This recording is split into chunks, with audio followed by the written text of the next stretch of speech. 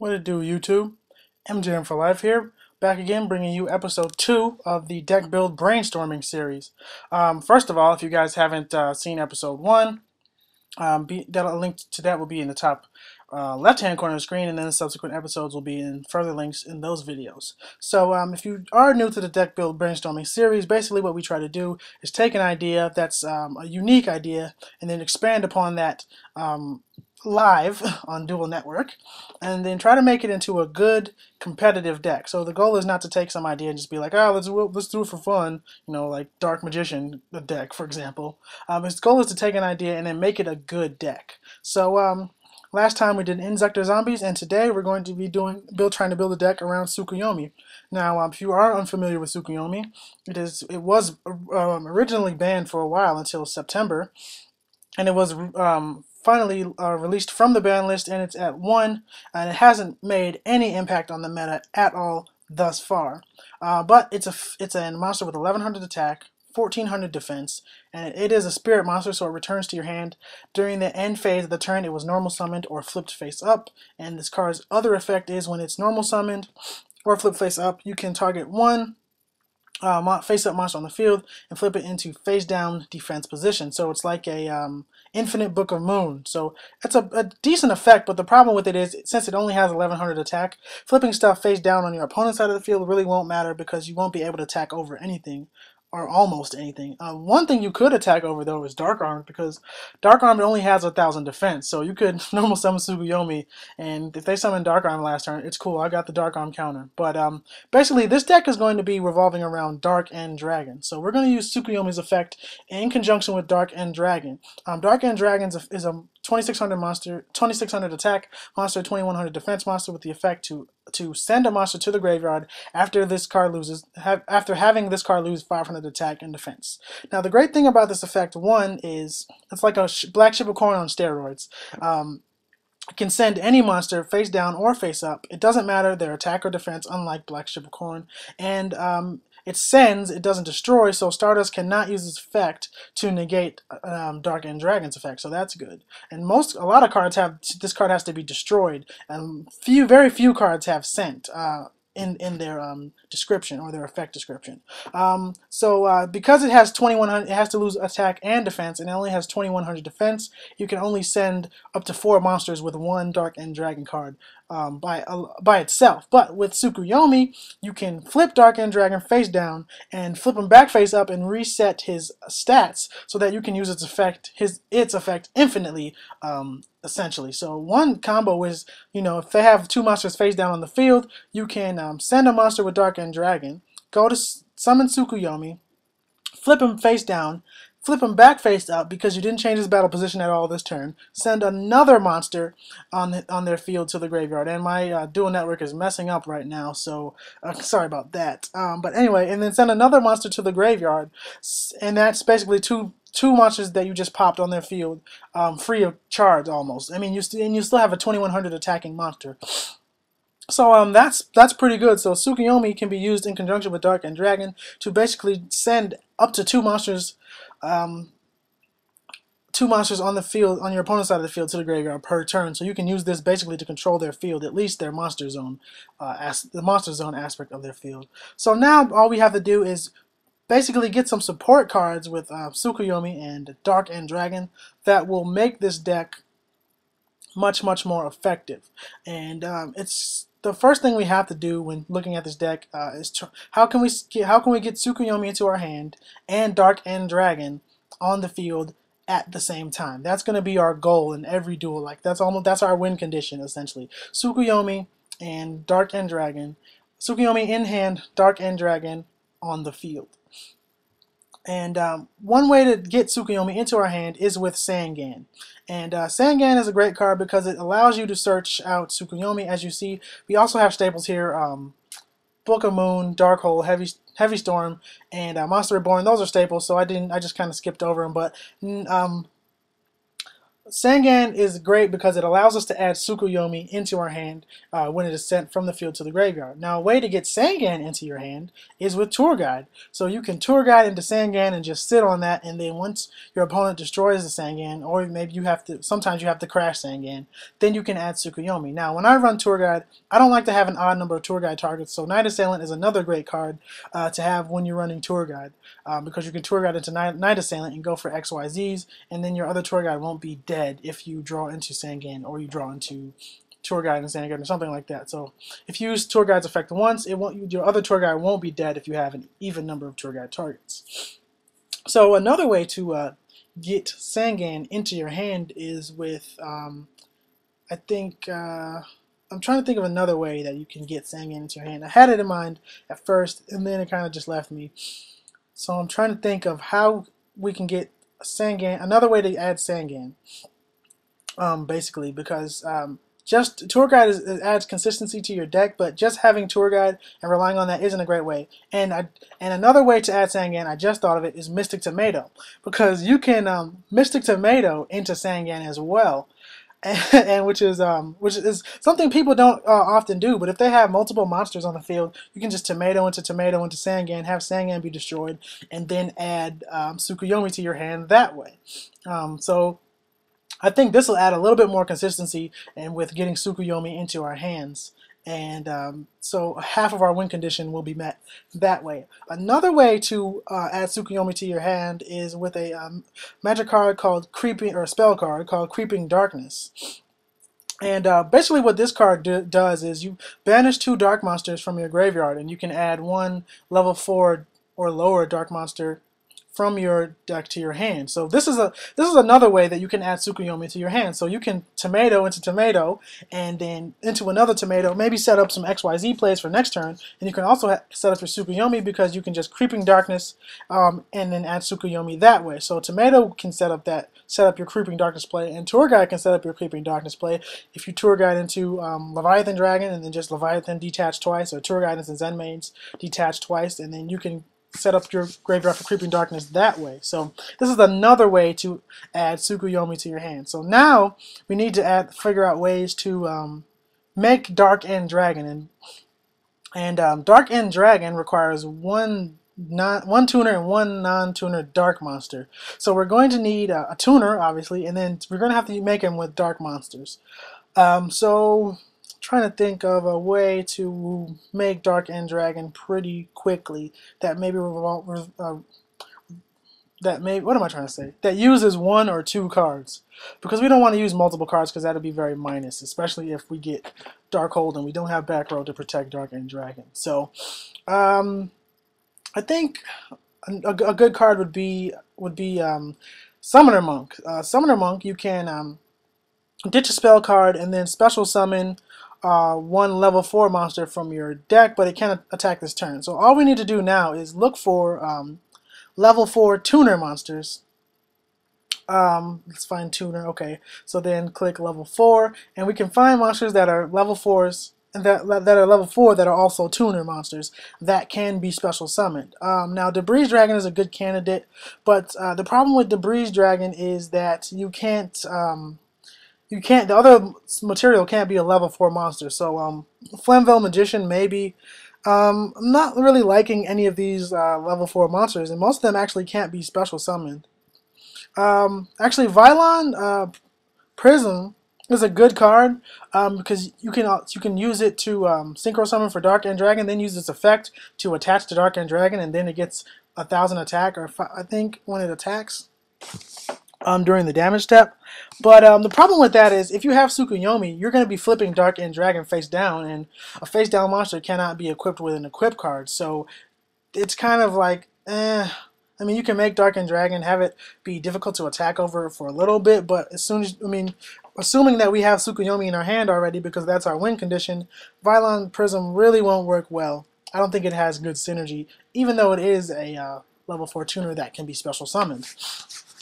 So I think, but it's also light, which is really good because that sets up BLS potential, because we have a bunch of darks, and when you have darks and lights, you just have to throw BLS in there.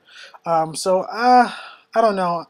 Because this might be my backup option if I can't find any other good level 4 light monsters, um, or level 4 tuner monsters in general. Because I just really don't think that it has good synergy with, us going to be attempting to flip Dark and Dragon face down. So here we go, Gold Fax. Here we go. This is a really good. It's level 4. It's a tuner. It's light, and it can be special summoned. So fuck Violent Prism. We're gonna go with Gold Fox here. And we're going to go with 2 because if we draw 1, then our Summoner Monk will be dead. So we don't want to do that. So now let's go into BLS. Obviously, I just mentioned that when you have lights and darks, you got to have BLS. I mean, why not? Because BLS is broken and it just wins games by itself. So Summoner Monk, great thing about Summoner Monk is you can go into Dark and Dragon, and you can set up your graveyard for BLS if you Summoner Monk into Gold Fox. So that's really great. Now we need another way to summon Dark and Dragon because we can't just rely on one way to summon him. And I'm trying to think of this card's name. Delta Flyer. Yeah, that's a really, really good card because basically you can sync with level 5s or level 4s because it can change a monster's level. So this card's really good. And this is also this you can make Dark and Dragon with the tomato into tomato. It's tomato, Creeping Darkness, add Tsukuyomi, then sync with Delta Flyer next turn. Now there's another monster that I'm trying to think of. I know it's a dragon, and I know it's level 5. I can't think of its name right now, but I know it's dark, and I'm trying to find it. There can't be that many level 5 dragons that are also dark. Oh, here it is right here. Vice Dragon. This card is just like the dragon version of Cyber Dragon, and you can, when your opponent controls no monsters, or controls a monster and you control no monsters, you can special summon this card from your hand. So this card plus Delta Flyer is bam. First turn, Dark and Dragon, easy. That's good. So, and I think this way we have a lot of consistency that way, so that we have ways to add Tsukuyomi as well as ways to add or to make Dark and Dragon, and some of the ways actually intersect. So if we Mystic Tomato into Tomato into then we go into Delta Flyer. We can also Creeping Darkness for Tsukuyomi and make Dark and Dragon on the same turn. So these both of our strategies have synergy, which is really good, which is what we're looking for. So now we're just going to sort the cards because I like them to be in order, and I think we've got we've got a good amount of monster cards. So now I think it's time to start working on the spell cards. And I'm just trying to think here, what could we add that would work with all of the cards that we have here so far. So I'm just mousing over the cards just to try to think about what really has synergy with these cards. And I know that there's a card that really works well with Vice Dragon, and it's called, I think, Wing Beat. Is that what it's called? I'm not too entirely sure. But okay, another good card is Forbidden Chalice. Forbidden Chalice is a great card because it works well with Dark and Dragon.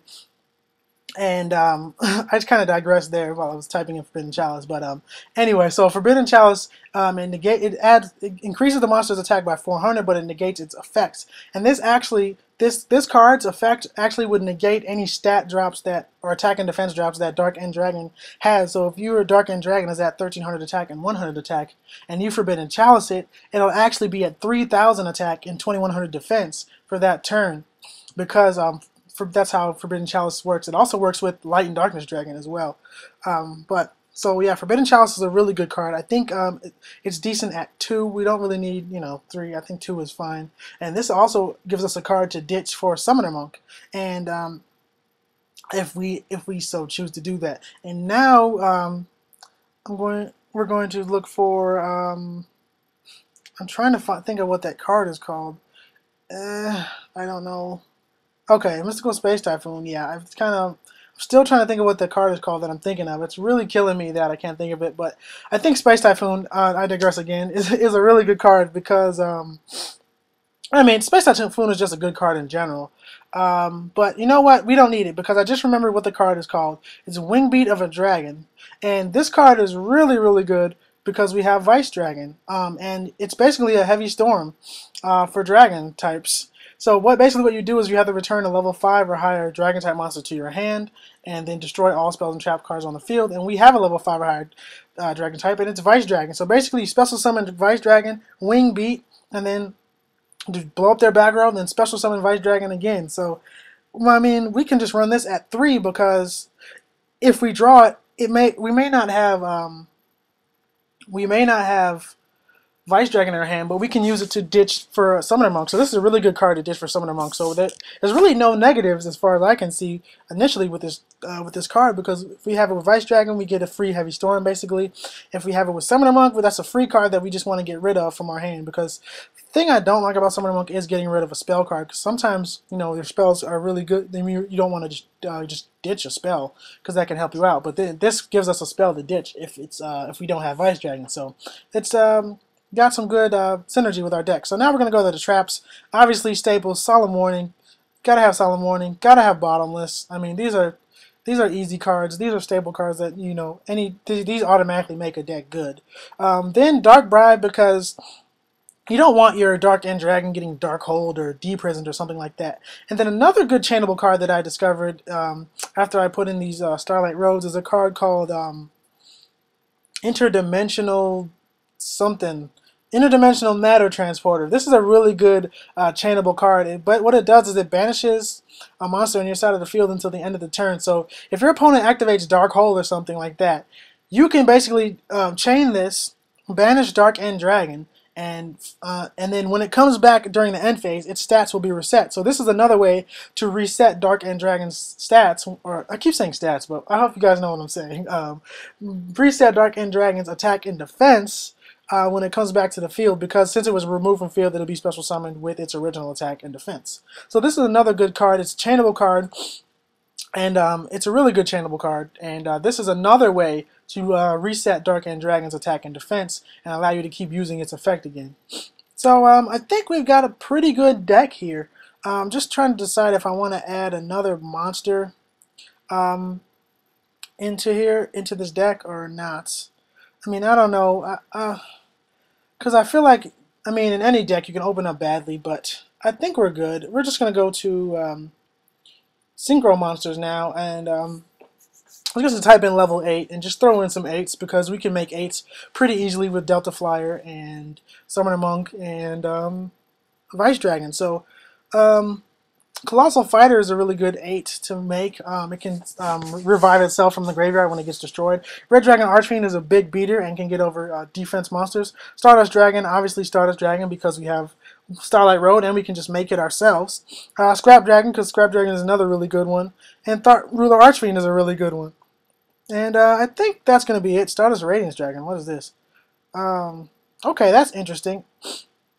Stardust Radiance Dragon is cool. I want to see if you can have 3 Stardust Radiance Dragons and 3 Stardust Dragons. I think it would just be cool to see if you can. So it does look like you can have that Stardust Radiance Dragon and Stardust Dragon are not the same card. So that's it. I didn't know that. So that's something I learned today. So now we're going to search for XYZ monsters, rank 3s, because we have tour guides, so we can go for rank 3s pretty easily. I think Leviathan, not Leviair, Tempo, and Zenmaines are all we really need. And these are the base. I don't want to go for Acid Golem just because we have ways to get over big monsters if we with Dark End Dragon, so we don't really need the double-edged sword that is Acid Golem. And now for rank 4s, we have only 3 spots left, and I'm trying to use them. I was thinking maybe Gaga, but I think Maestroke is is almost a stable rank 4 XYZ, and as well as Photon Pap. But I usually like to run Photon Papilliar Operative and Black Ship of Corn. I don't know, just because the one thing that Corn has over Dark End Dragon is that it does damage. So it deals 1,000 damage. And that's the only advantage I think that Corn has. So I think I'm going to take out Colossal Fighter just because, I don't know, it seems kind of as a card. And then I'm going to go for Photon Pap. And let's see, what else? Maybe Utopia, maybe not Utopia. I think Gemini Pearl is a good card to have. So that's decent. And then let's see, we'll A to Z this real quick, and then, well, I mean, I don't know. So thinking, what should we do? I'm still thinking that maybe we should add another monster. Just because, I don't know, I just like to run 41, and I feel like we have it, like with any deck, you can just draw badly. So I feel like we need a card that we can just, I don't know, go back on. Maybe like a Trag or something. I don't know. It's just like, You don't have that many lights either. So I don't know. I'm trying to maybe just looking over the deck real quick to see. And I think we should just throw in like Marshmallow. Just because it's another light target for BLS potentially if it gets destroyed. And you can just sit on Marshmallow. Marshmallow can stall a lot of decks for a pretty long time. So I think Marshmallow is a good card. Just just in case we open up too pretty bad, we can just sit on Marshmallow for a while. So now we're going to go to the extra deck, put in some 2 Valor, 2 Maxi. This is basically for wind-ups as far as the metagame is concerned. Valor plus Maxi really hurts wind-ups. Then we're going to go for DD Crow because DD Crow is like one of the best side deck cards in my opinion. Just side deck Crow and Dark Worlds cry. So we're going to go for triple DD Crow as well as triple Macro. Because I just love deciding macro plus DD Crow. But the problem with going for macro is then we have to we can't really use Mystic Tomato as effectively as we could before if once macro's on the field. And also it ruins our Creeping Darkness play. So that's kind of makes it a little bit tougher to add Tsukuyomi to our hands. But honestly, if it's shut down their deck or get Tsukuyomi to your hand as quickly as possible, I'm kind of thinking that it's better to shut down their deck than to worry about how we can get Tsukuyomi to our hand. So I'm going to throw Macro in there because it really doesn't hurt us that much. It really only hurts our Creeping Darkness and Mystic Tomato plays, basically. I mean, it kind of hurts Sangan too, but again, certain decks are just shut down by Macro, so that's okay. And then another card that I've been citing in a lot lately is Imperial Iron Wall. And this is basically for Dino Rabbits because when this card is face up on the field, they can't go for their rabbit play. So all you have to do basically is just prevent Direct Waiba from attacking over you. And you can essentially shut them down from going for their Logia or their Dolka plays until they get an MST or a Heavy Storm. They're going to be pretty much stuck. So you just set Marshmallow and set Imperial Iron Wall if you're lucky enough to go first and draw those 2 cards. And then you can pretty much stop Dino Rabbits for a long time until they draw MST. I'm trying to think of something else to add into our extra deck now. We've got Valor, we got Maxi, we got Crow, we got Imperial Iron Wall, we got Macro.